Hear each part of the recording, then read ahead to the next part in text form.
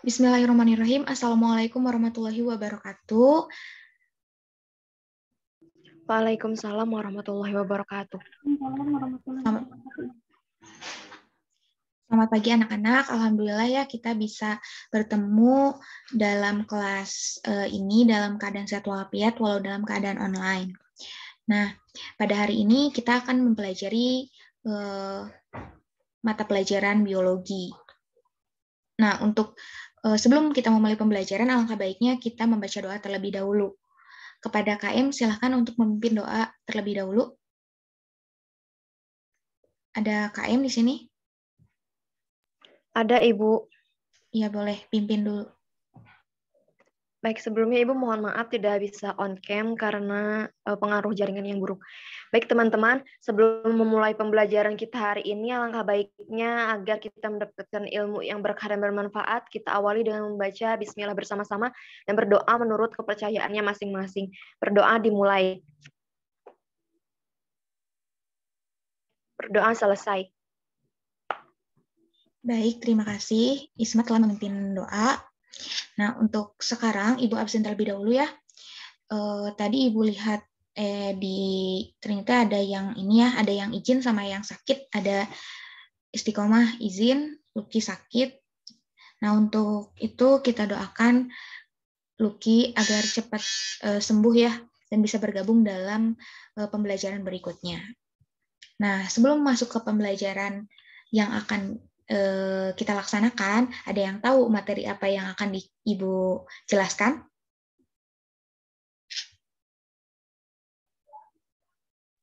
Belum tahu Ibu.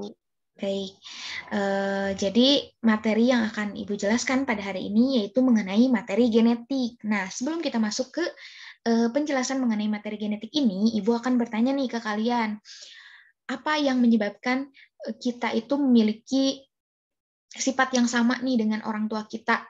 Ada yang tahu? Saya izin menjawab Ibu. Boleh. Kan pada umumnya kromosom pada manusia itu sama ya Ibu, tapi tidak dengan DNA dan gen. Nah, kedua unsur ini sangat unik karena bisa menjadi pembeda antara manusia satu dengan manusia-manusia lainnya. Itulah kenapa tidak ada ciri-ciri DNA yang sama pada setiap manusia gitu Bu. Sidik jari misalnya tuh, kan semua orang di dunia ini tidak ada yang memiliki sidik jari yang sama satu sama lain. Terus genetik juga diturunkan dari satu generasi ke generasi selanjutnya. Itu tuh menjadi penyebab karakter atau sifat mayoritas dari suatu keturunan biasanya bisa sama atau identik dengan karakter leluhurnya. Setiap gen pada manusia dapat mengklasifikasikan manusia berdasarkan karakter, golongan darah, ras, dan aspek-aspek biologi lainnya, Ibu. Sekian dari saya, jika ada yang keliru, mohon maaf. Baik, berarti apa yang menyebabkan kita memiliki sifat yang sama dengan ayah dan ibu kita itu karena adanya gen ya, atau yang membawa sifat pada tubuh kita diturunkan dari induk ke anaknya, betul ya. Nah, satu lagi nih ada pertanyaan, bagaimana mengenali identitas mayat atau korban jatuh pesawat yang sudah hancur atau rusak? Itu melakukannya dengan cara apa sih? Ada yang tahu? Ada yang Tidak tahu? tahu, Ibu. Nah, cara bagaimana mengenali identitas yang korban jatuh pesawat yang sudah hancur gitu ya, kita bisa melakukan tes DNA gitu ya. Kalian tahu kan tes DNA?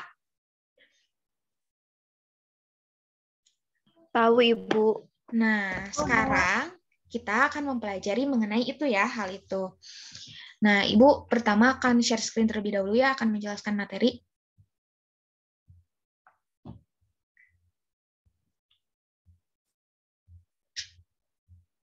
Apakah sudah muncul?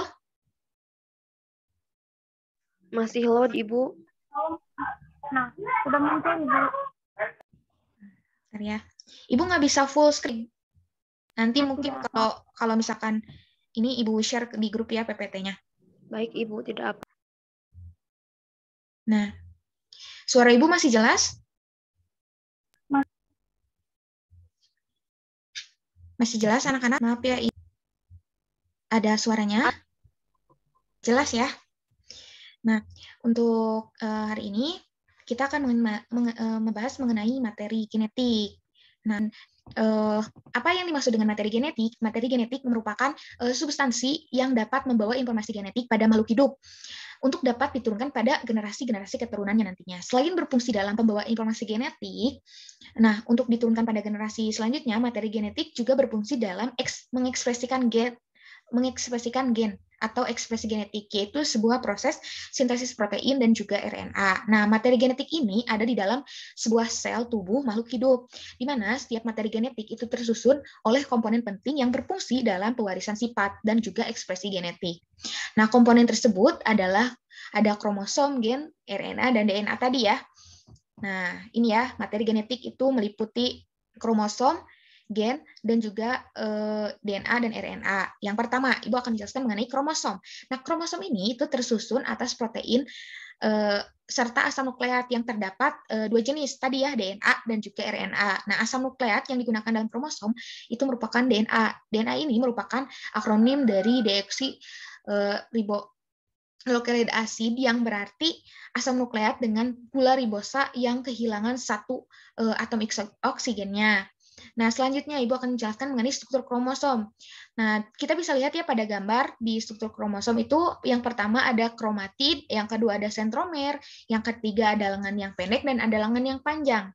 Nah, Ibu akan menjelaskan mengenai kromatid. Nah, apa sih yang dimaksud dengan kromatid itu? Nah, kromatid adalah benang kromatin yang memadat menjadi lengan, sedangkan kromatin yaitu lipatan-lipatan solenoid yang tersusun menjadi benang. Solenoid merupakan untaian nukleosom yang lebih padat menjadi lipatan-lipatan nukleosom yang tersusun atas DNA dan protein histon yang membentuk untaian.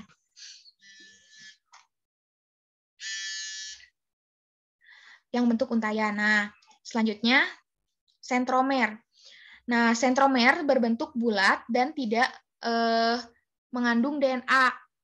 Sentromer atau kinektator disebut juga kepala kromosom. Di dalam sentromer tidak terdapat gen. Sentromer berperan pada saat pembelahan sel, yaitu sebagai tempat melekatnya benang-benang gelondong yang mengarahkan pembelahan sel.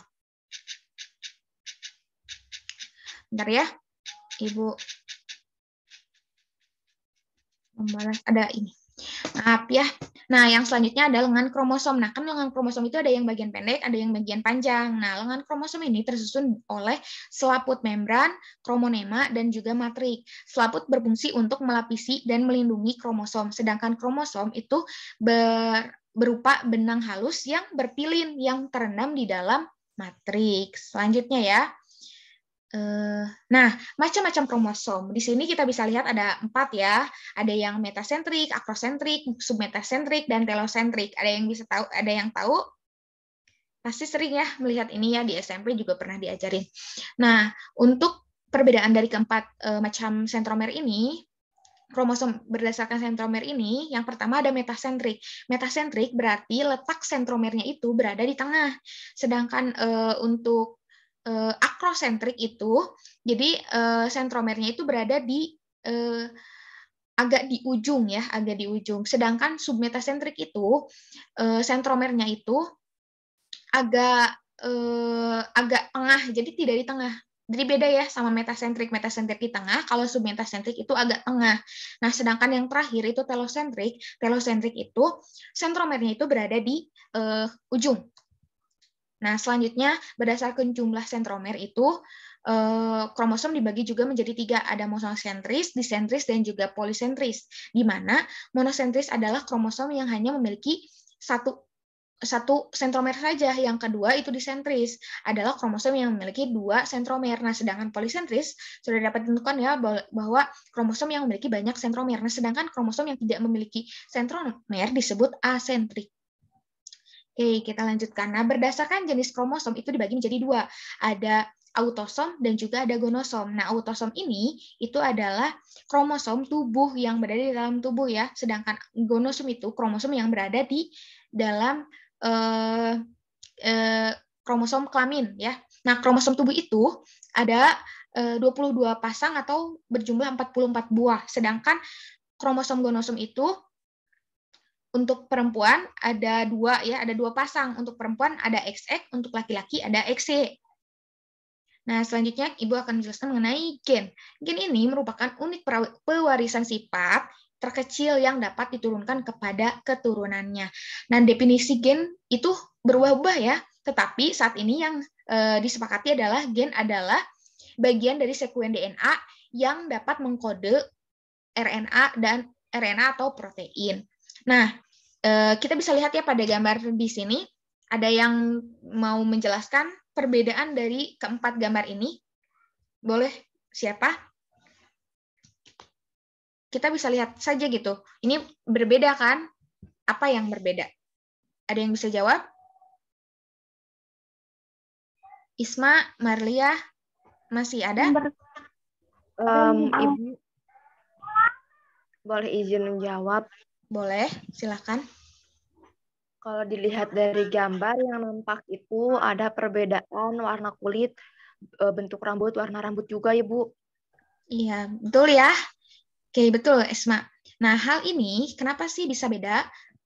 Nah, hal ini bisa beda. Tadi ya, rambut, kulit, itu diwariskan oleh induk ke keturunannya. Nah, hal ini diakibatkan oleh adanya gen yang tadi ya, itu gen yang mewariskan sifat. Nah, itu ya tadinya nyambung. Nah, selanjutnya pengertian DNA.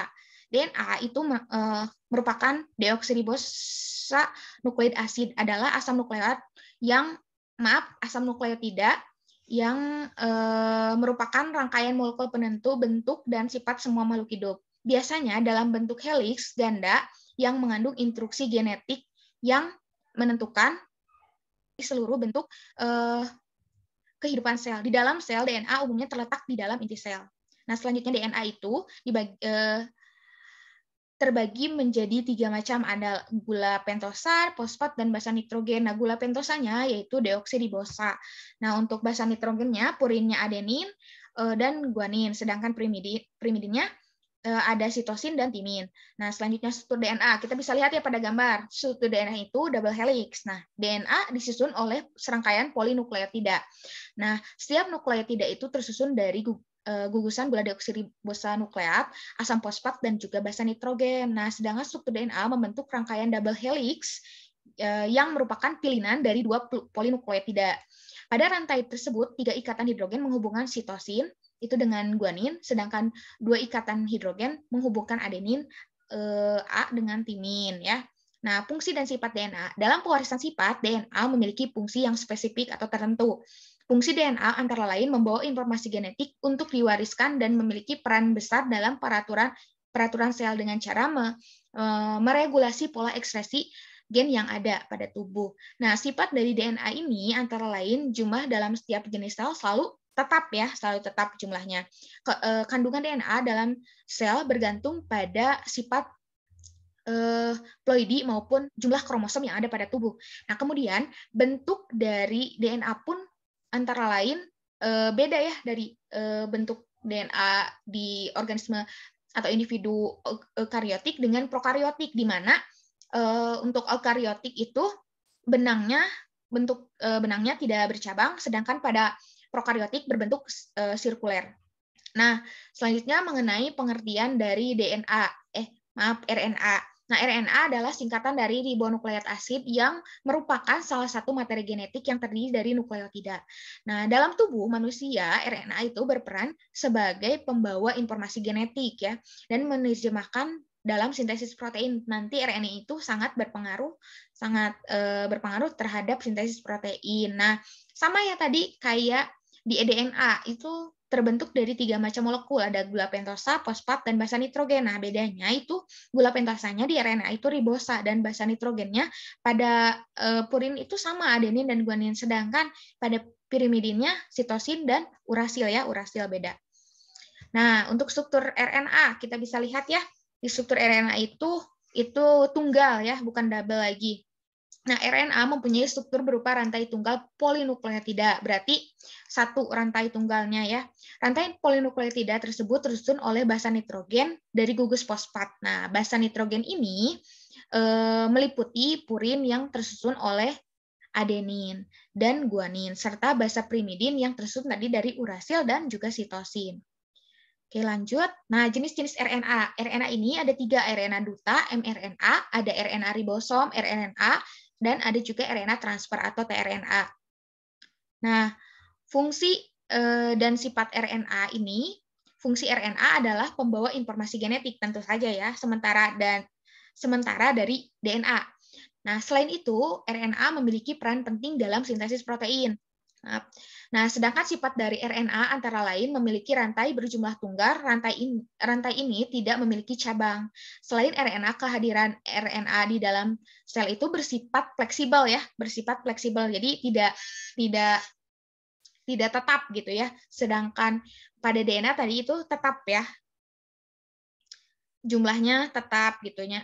Pada DNA, kalau misalkan pada RNA itu jumlahnya senantiasa berubah karena sangat erat terkait dengan ekspresi gen. Nah, kita bisa lihat ya pada PPT ini ada tabel, ada fungsi, letak, kadar, rantai, jenis, gula pentosa sama basa nitrogennya itu berbeda ya pembedanya.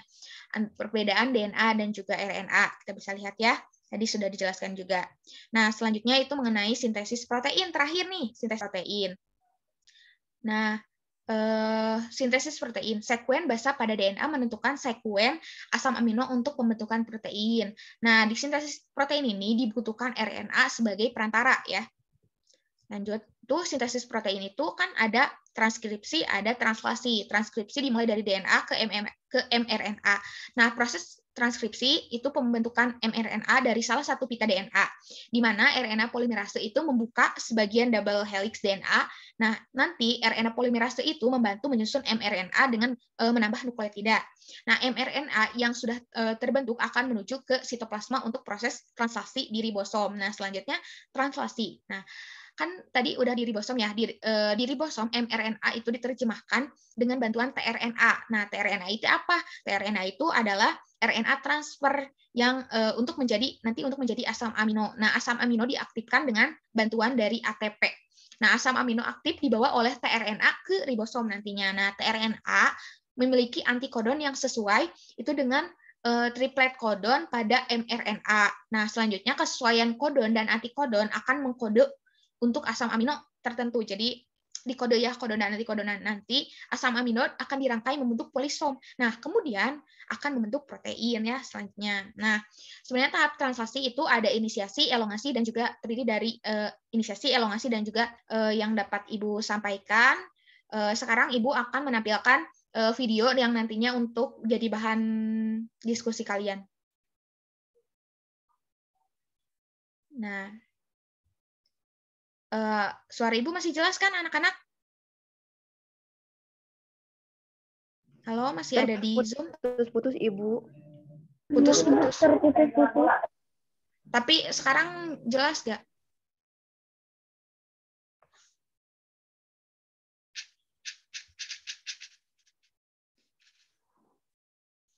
Ntar Ratu ya, masih ini. Ntar Ibu cari sinyal yang bagus dulu. Mohon maaf ya anak-anak, sinyalnya kurang memadai. Ya, sudah apa-apa.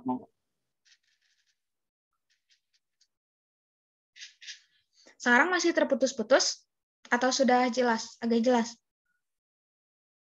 Agak jelas sekarang.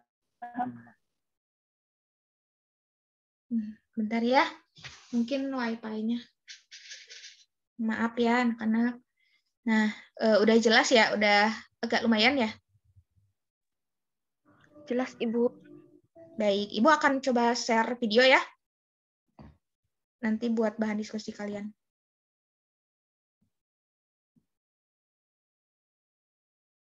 Sudah muncul videonya?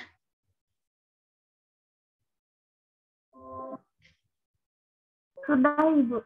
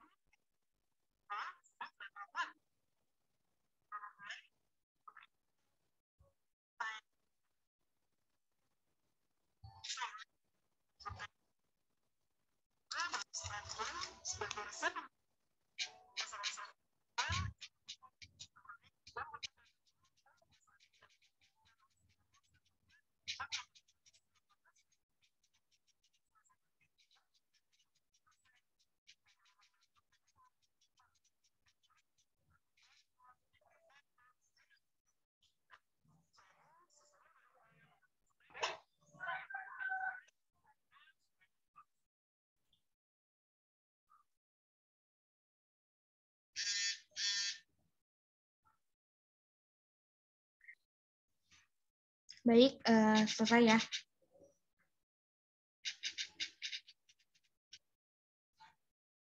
Nah, Ibu kasih waktu 5 menit untuk kalian berdiskusi mengenai tadi video tadi. Kalian buat pertanyaan dan jawab, diskusikan dengan kelompok. Nah, sekarang kalian duduk per kelompok masing-masing ya.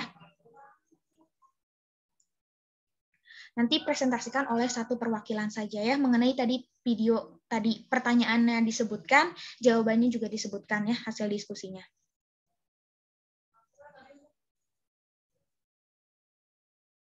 Baik, mungkin waktunya sudah habis. Kepada perwakilan kelompok siapa dulu yang akan mempresentasikan tadi hasil dari pertanyaan dan jawaban video tersebut? Ada yang mau?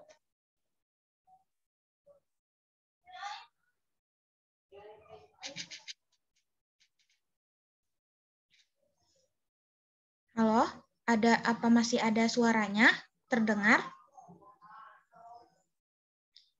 Marlia, Isma, Muhammad Isan, ada?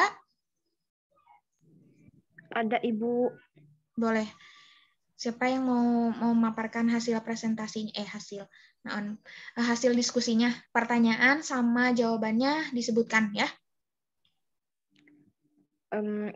Ya, Ibu. Pertanyaannya tuh ada pertanyaan katanya. Sebentar, Ibu. Ada gangguan sebentar. Iya, boleh. Nggak apa-apa.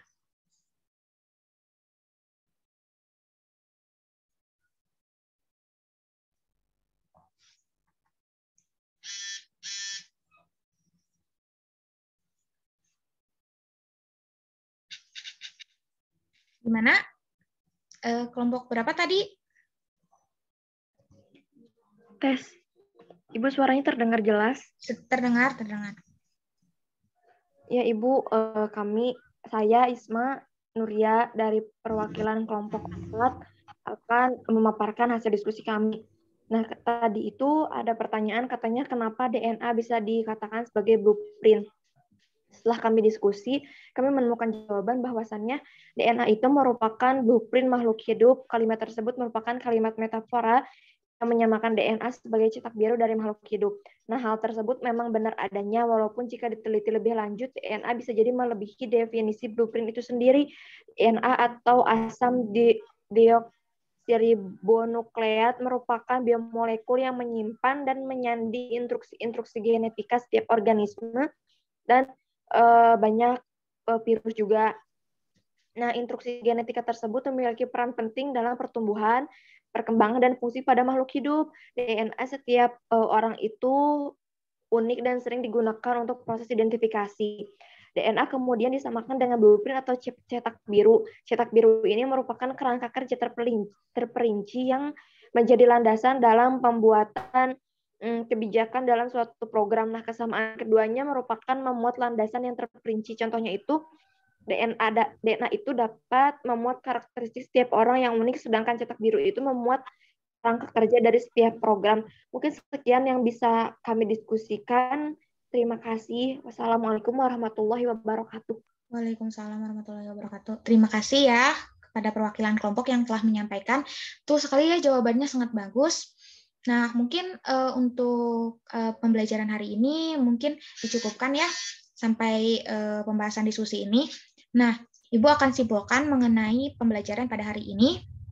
Nah, materi genetik adalah gen yang merupakan sepotong DNA yang membawa informasi suatu sifat dan gen tersebut terdapat di kromosom. Nah, secara garis besar peran DNA itu di dalam sel adalah sebagai materi genetik, artinya itu ya DNA menyimpan cetak biru tadi bagi segala aktivitas sel. Nah, untuk hubungan gen, kromosom, DNA, dan RNA, gen itu adalah bagian dari DNA karena segmen DNA ini memiliki atau membentuk gen. Jadi DNA itu membentuk gen. Selanjutnya gen terangkat membentuk kromosom. Jadi gen-gen itu membentuk nanti kromosom. Nah, kromosom di eukariotik itu terdiri dari DNA yang terangkai secara bersambung membentuk spiral dan berasosiasi dengan protein nantinya ya. Nah, mungkin sekian yang dapat Ibu sampaikan. Nah, untuk tugas minggu depan itu harus mengumpulkan perbedaan ya dari DNA, RNA dan mRNA. Perbedaan dari gen, kromosom dan juga perbedaan dari DNA dan RNA, mohon maaf. Nah, selanjutnya itu cari hubungan antara gen, kromosom dan juga DNA, RNA secara lengkap ya. Nah, terima kasih anak-anak yang sudah mengikuti pembelajaran pada hari ini. Mohon maaf apabila ada kesalahan dari Ibu khususnya. Wabillahi taufiq wal hidayah. Wassalamualaikum warahmatullahi wabarakatuh. Terima kasih semuanya.